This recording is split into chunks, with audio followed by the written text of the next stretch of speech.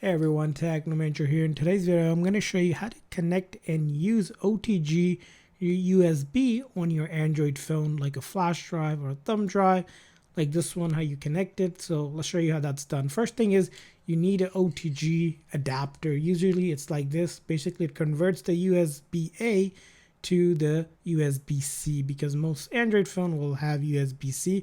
There's no way to actually put a flash drive into it, so we need to use this adapter. You can get these from Amazon or your local store as well. Really, what you do is you just connect it. So you'll see right here, you'll connect this into here so it connects. So you'll have to match it up here, as you can see here, just like connecting it into one end to another. So I'm going to go ahead and do that right now. So once it's connected, it's going to look like this. And after that, really simple, it's going to go into the charge port or the USB-C port. And once it's connected, you should see an icon that popped up right there. So a distance, it looks like this. So right, I have it connected. And now what you need to do is go ahead and access that. You can access by using the My Files app on your Android phone. And if you open up My Files app, you're going to see here, if we go down a little bit further, USB storage. And this is the accessing the USB. And here I see I have some stuff here.